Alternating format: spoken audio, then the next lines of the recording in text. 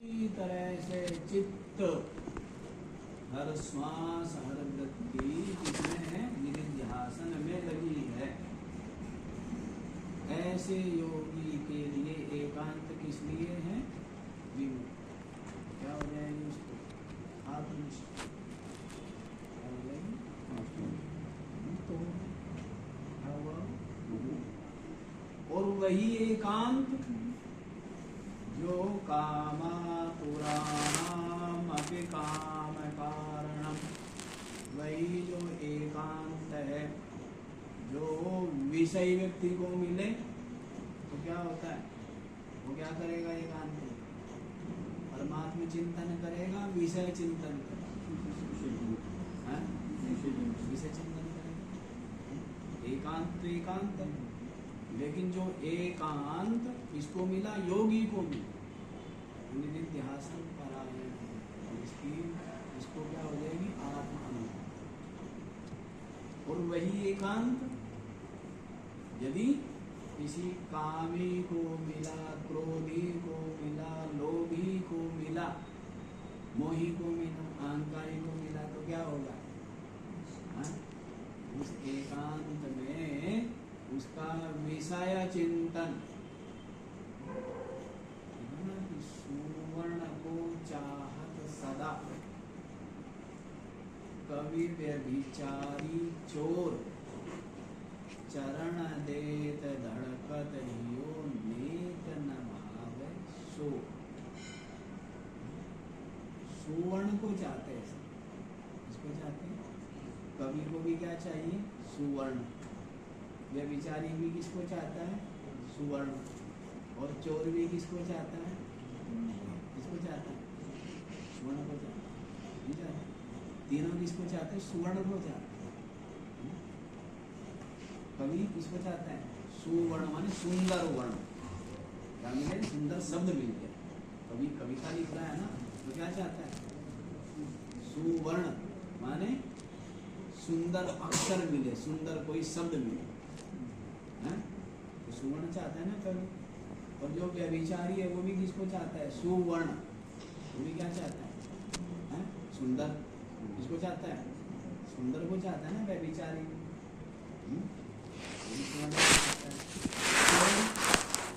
लोभी भी किसको चाहता है, वो भी सुवर्ण हो जाता है। इसको क्या चाहिए,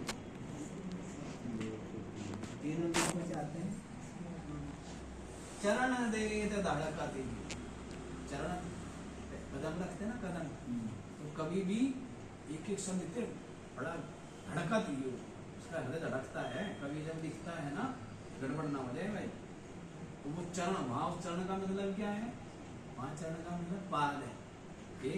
एक पाद होता है ना, एक कविता में क्या होते हैं, कहीं कहीं पाद होते हैं, हाँ पद। तो जो चरण देना, चरण दे धड़का दी, उसका हृदय धड़कता है, एकांत चाहता है, जिससे क्या कर सकते, ब्रह्म चिंतन। और जो कामी है वो भी क्या चाहता है, वो भी एकांत चाहता है, इसलिए विषय चिंतन, इसलिए विषय चिंतन के लिए, समझ आइए बात। देखो, निर्भर करता है ज्ञान, यदि सज्जन के पास है, संत के पास है, तो वो ज्ञान क्या है, मद मान का नाश करना। और वही ज्ञान दुष्ट के पास है तो अहंकार अभिमान को बढ़ाने। ऐसी एकांत यदि योगी को मिले तो ब्रह्म निष्ठा को सुदृढ़ करे। और वही एकांत संसारी को मिले तो हिसाब किताब लगाएगा, क्या लगाएगा, क्या खोल के बैठ जाएंगे सेठ में, वही खाता। एकांत जो है वो किसको मिलेगा, तो क्या खोल के बैठेगा, को महिलाओं को एकांत मिल जाए तो ये अपने में निकाल लेंगी आभूषण, उनकी गिनती करेगी और वो करेगी कौन सा पहनना, कौन सा नया, और कौन से पॉलिश कराना, ऐसा कुछ होता है सर, पुलिस नहीं होती है,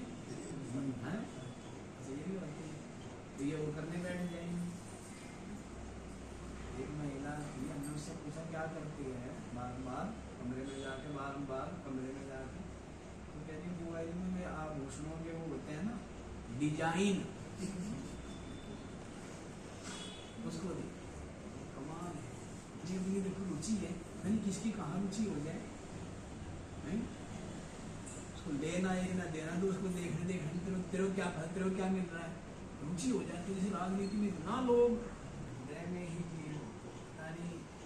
इतने इतने महात्मा, इतने हैं समाज सुधारक और यहाँ पर हुए, वो चाहते थे यूं कर देंगे, पर कुछ नहीं पाए। क्या चाहते थे, यूं करेंगे, यूं कर, जैसे परिवार में सोचता रहता ना व्यक्ति, यूं करूँगा, ऐसे करूँगा, वैसे करूँगा, लेकिन मेरा बालक तो ऐसा आज्ञाकारी होगा, इतने शुभ गुणों वाला होगा, इतने मेरे यश हैं, कीर्ति महिमा को बढ़ाएगा हैं, और हमारा इतना सम्मान करेगा। ऐसे पता नहीं क्या क्या मनोरथ पालता है। मनोरथा स्वहृदये, मेरे हृदय में ही मेरे सारे मनोरथ क्या हो गए, जीर्ण, सब जीर्ण। किसी ने ना कोई सुनता ना कोई मानता, कोई सीखना ही नहीं चाहता। कितनी विद्याएं लुप्त हो गई। लुप्त क्यों हो गई? क्योंकि किसी ने उनके पास सीखा नहीं। पात्र होकर के उनके पास कोई साथ लगा नहीं, इसलिए उनका ज्ञान क्या उनके साथ ही चला गया। क्योंकि वो भी जानते इतने मूर्ख तो थे, इतनी बढ़िया खीर बनाई है, मैले कुचैले सड़े हुए बर्तन में डालने का तो विलाप है, विलाप नहीं। तो अनधिकारी को तो उन्होंने विद्या दी नहीं, और अधिकारी कोई लगा नहीं, पास आया नहीं। ऐसी होता है। इसलिए इतनी विद्याएं लुप्त हो गई भारत में, क्योंकि कोई सत्पात्र नहीं, मिल नहीं पाते। इसलिए नचिकेता जब मिला यमराज जी को, तो यमराज जी कहते द्वाद्रिंगो भूयान नचिकेता प्रश्न। नचिकेता, बस तेरे जैसे पूछने वाला कोई मिला, आज तक कोई नहीं आया। कोई धन, किसी को धन चाहिए, किसी को पद चाहिए, किसी को कुछ चाहिए, किसी को कुछ चाहिए, पर तेरे जैसा इस विद्या का जिज्ञासु। कहने लगे तेरे जैसे पूछने वाले हमें और भी मिले भाई, तेरे जैसे और भी आ गए। कोई नहीं आया, एक ही आया। क्या आया? एक आधा ही मिला, ज्यादा थोड़ा नहीं। भीड़ तो बकरियों की होती है, भीड़ किनकी होती है? भेड़ और बकरियों की होती है भीड़। और शेरों के क्या कहते हैं? शेरों के नहीं लंडेरे, ऐसे क्या बोलते थे?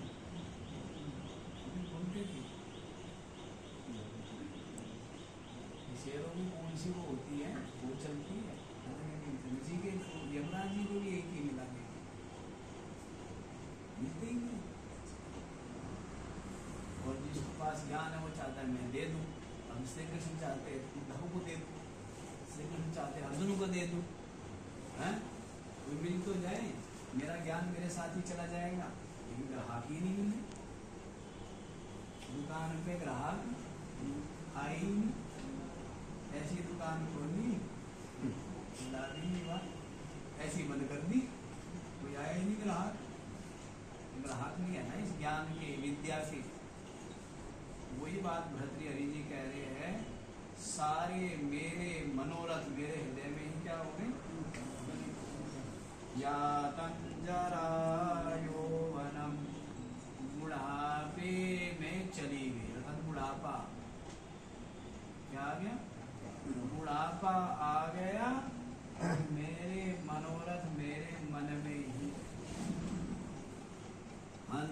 अंतांगेषु गुणाश्च वन्द्य फलताम्, और मेरे अंदर जो गुण थे ना, सद्गुण, जो मैंने जैसे मधुमक्खी दूर दूर तक उड़ करके विभिन्न पुष्पों का रस ले करके क्या बनाती है? स्वादिष्ट मीठा शहर बनाती है। वैसे ही जो विद्वान ज्ञानी जैसे क्या लेता है, ज्ञान लेता है। जगह जगह महापुरुषों से क्या लेता है, ज्ञान लेता है। अब उसके हृदय में क्या हो गया, ज्ञान का अमृत मधु संचय। लेकिन वो चाहता है कि ये मैं किसी और को भी पिलाऊं, कोई और भी इसका स्वाद ले। लेकिन तो कह रहे अंतांगे सुगुणाश्च वंद्य फलताम, मेरे जितने गुण थे ना तो मेरे अंदर ही नष्ट। वंद्य फलताम, आगे उनके द्वारा कुछ फल नहीं हुआ, बांझ हो गए, बांझ। क्या रह गए, आगे उनसे कुछ सृजन नहीं, आगे नहीं बढ़ा ना। आगे जो वंश बेल बीज है, जैसे कोई बेल है, कोई वृक्ष है, उसका बीज आगे से आगे क्या होता है, बढ़ता रहता है, हेल्थी रहती है उसकी। तो कह रहे हैं कि मेरे जो गुण थे वो मेरे हृदय में ही रह गए, वंद्य फलता, वो कहीं गए ही नहीं किसी के और गए। क्यों, गुणज्ञैर विनायाता, क्योंकि मेरे जो गुण थे उनकी किसी ने आदर नहीं की। गुणज्ञों के बिना, जो गुणज्ञ वही तो महिमा जानते हैं, नहीं जानते। जो गुणज्ञ नहीं है वो क्या महिमा जानता, वो जानेगा। सुनार जानता है सोने की महिमा, और वो बालक क्या जाने, खिलौने से खेलने वाला बालक जानता है। जोहरी जानता है हीरे का मूल्य है, वो क्या जानेगा, जो मूर्ख है वो जानेगा क्या उसका मूल्य।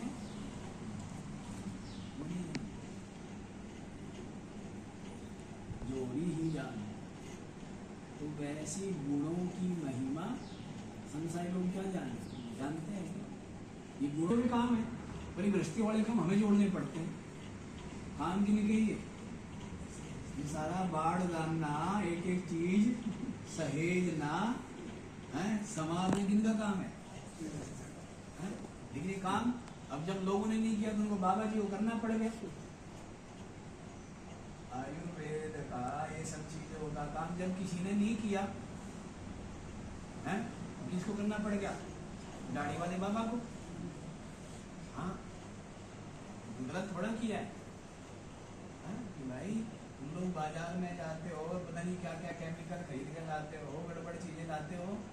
अपने घर की चीजें पहले माताएं घर में तैयार करती थी, वो नहीं करती तो बाबा दाढ़ी वाले बाबा को करना पड़ेगा। जब बिना दाढ़ी वाली माइयों ने नहीं किया तो फिर दाढ़ी वाले बाबा को करना पड़ा। क्या करें, ऐसी ही है ना। तरबूजों के बीज, तरबूज सब गुणों की, जैसे बताते हैं आम के जो गुठली है ना, ये बताते हैं इसका तेल सबसे महंगा बिकता है। नहीं, आम की गुठलियों का तेल कितने 9,000 रुपए किलो, कितने रुपए किलो पता नहीं। इसकी दवाइयाँ बनती, जामुन का बीज फेंक देते हैं, उसकी शुगर की कितनी दवाइयाँ, और पता नहीं दुनिया भर की दवाइयाँ बनती। पहले लोग सब जानते थे, आजकल तो क्या है, बस सीधे मेडिकल स्टोर, सीधा डॉक्टर के पास, कहते हैं पैसे लूट लिया उसने। मूर्ख तेरे को लूटेगा नहीं, ज्ञान तूने कुछ पाया नहीं बड़ों से, कुछ सीखा नहीं, तो तू लूटेगा ही, मूर्ख है ना। इन चीजों का ज्ञान हो। अब आप लोग तो डॉक्टर के पास जाते हो, ये हो गया पेट में, वो हो गया, वो हो गया, आप तो खाते हो दवाई। उस डॉक्टर से पूछो वो क्या खाता है, वो दवाई नहीं खाता है, वो तो कोई अजवाइन जीरा हींग वो ये देता है, वो बेवकूफ थोड़ा है। डॉक्टर से पूछो, जो डॉक्टर आपको दवाई दे रहा है ना, पता नहीं क्या क्या बोलते हैं, एंटासिड और पता नहीं क्या क्या, उस डॉक्टर से पूछना कि डॉक्टर साहब आप भी दवाई खाते हो कभी? मैं इतना बेवकूफ हूँ, मैं इतना डॉक्टर नहीं खाते कभी दवाई? पूछ लेना चाहिए। डॉक्टर नहीं खाया करते तो मूर्ख को खिलाया करते। तो मूर्ख जिनको कुछ करना धरना नहीं, तो वे मूर्ख पहुँचते हैं उनके पास, कहते खा बेटा दवाई। दवाई भी खाने की चीज है। दवाई जिस तरफ दवाई बिकती हो उस रास्ते भी नहीं जाना चाहिए, दूसरे रास्ते से जाएगा। लेकिन जाना भी हो, दवाई का क्या मतलब होता है? दवाई ज्ञान नहीं है, पहले ज्ञान होता था इन सब चीज़ों को कितने लाभ, गुलाब के पुष्प सुखाओ हैं उनकी चाय, और आजकल चाय पिएंगे दूसरी, और जो ये चाय पीते हैं इसका क्या है, रोगी रोग है। ये चाय पीवे कोई व्यक्ति और ये सोचे कि मैं स्वस्थ रहूंगा, डॉक्टर के पास ही जाना पड़ूंगा, इतनी बड़ी बेवकूफ़ी है। पहले गुलाब, दालचीनी है, मुलैठी, सौंठ, इन सब चीज़ों की क्या बना दी, चाय बना दी, देसी काढ़ा। अब वो क्या करेगा, वो लाभ ही लाभ करेगा, इलायची, लौंग, काली मिर्च आदि, वो क्या करेगा। और ये जो चाय है ये यदि व्यक्ति को हानि ना करे ऐसा हो ही नहीं सकता। सारी तरह की क्या हो गया, वो डेफिशिएंसी हो गई, ये हो गया।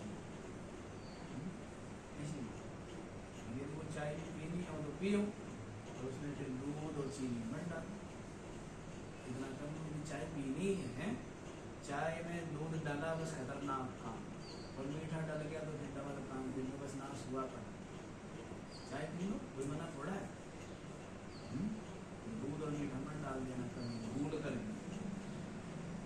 तब चलो जी, यहीं पर देखो क्या बता रहे हैं, कहाँ चला गया।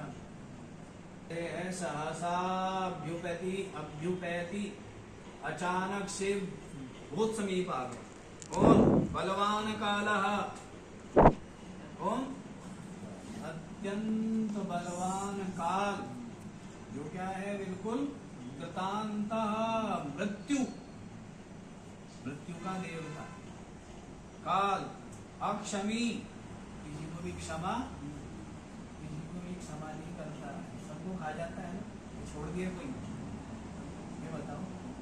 हाँ, जितनी फसल पक गई सबको काट लिया, नहीं काट लिया काल ने, उनके साथ में कुछ कच्चे भी कटते चले जाते हैं, कटी हुई फसल के साथ में बुढ़े मरते, बुढ़ों के साथ में कभी कभी क्या जवान भी और बच्चे भी मर ही रहे हैं ना। यहाँ काल क्या है, काल रूपी किसान छोड़ता है किसी को, सबको काट लेता है, सारी फसल काट लेता, वही भी उसने, उसका खेत ये सारे शरीर वही भी उसने हैं, और इन शरीरों को काटेगा भी कौन, काल ही तो काटेगा, काल रूपी किसान की फसल है ये।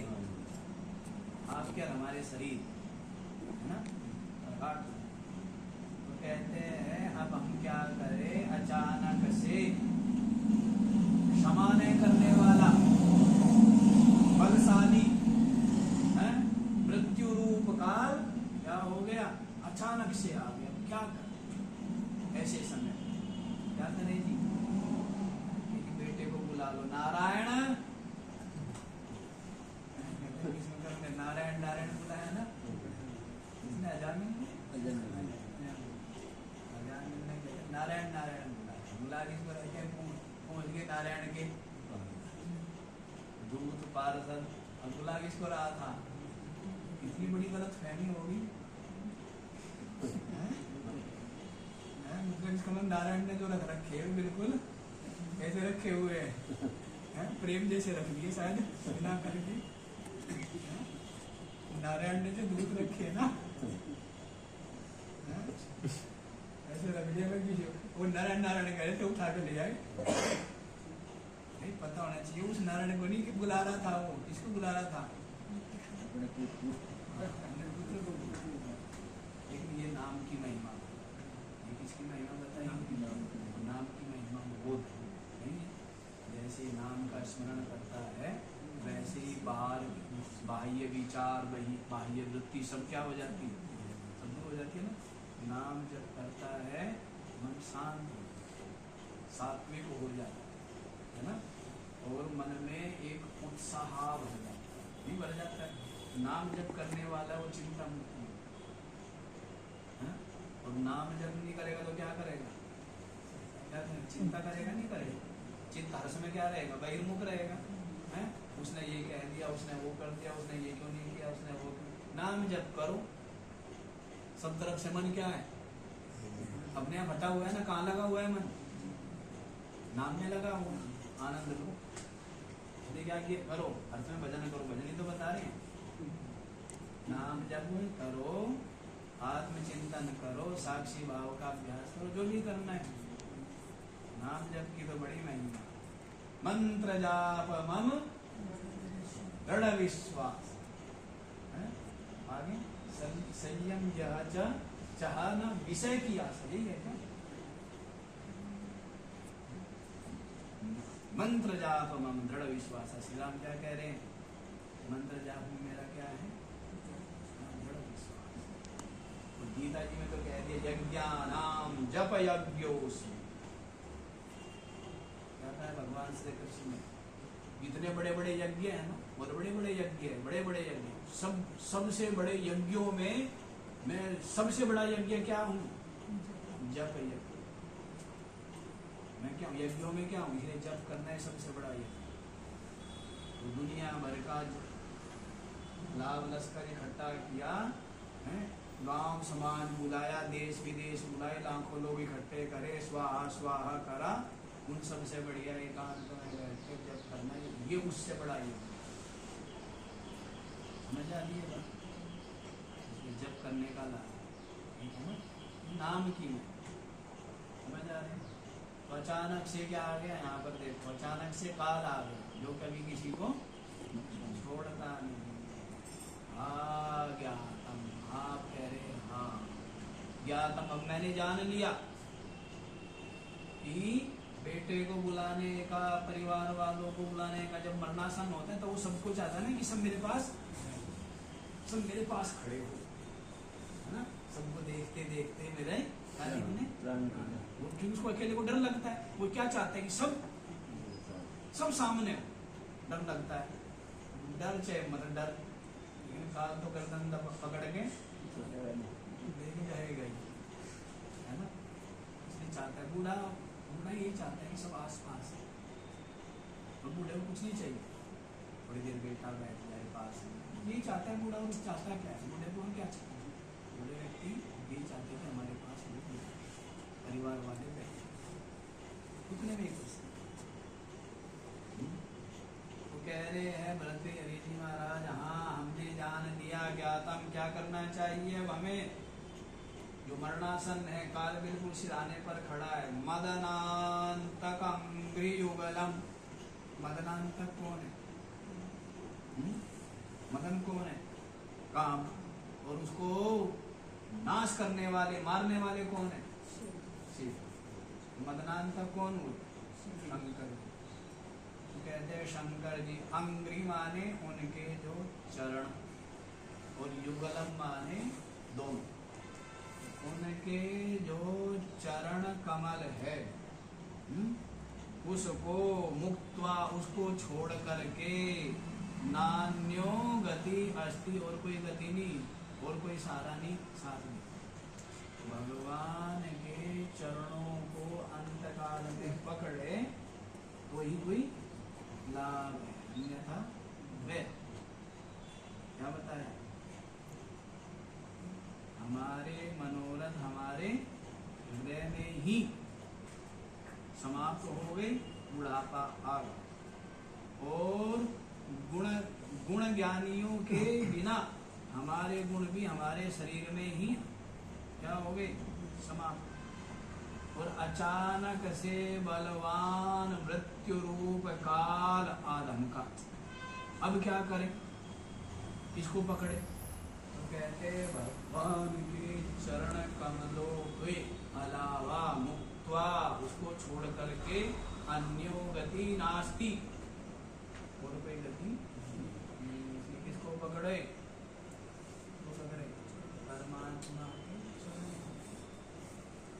अपने चित्त पकड़ने वाला यो नहीं, हाँ भी जाकर के कहीं मूर्ति या कहीं भगवान पकड़ करके जा करके दोनों पकड़ने का मतलब क्या है? अपना चित्त परमात्मा में लगाए, परमात्मा के चरण। वो तो करेंगे, तो बाकी क्या कर लेंगे? कहीं देखेंगे बना करके मूर्ति, और वहां जाके उसके पकड़ लेंगे पैर, पकड़ने से क्या हो जाएगा? ऐसे मन से पकड़ना है। सूरदास ये तो कहता है ना, हाथ को छुड़ा लिया है, मन से छुड़ा के दिखाओ ना। मुझे अंधा समझ के, कमजोर समझ करके अपना हाथ छुड़ा दिया, लेकिन मन से छुड़ा सकते हैं क्या? मन से पकड़ लिया है ना, इसे पकड़ना है अपने मन को परमात्मा। चलो यार इतना ही रखिए, बाकी का विचार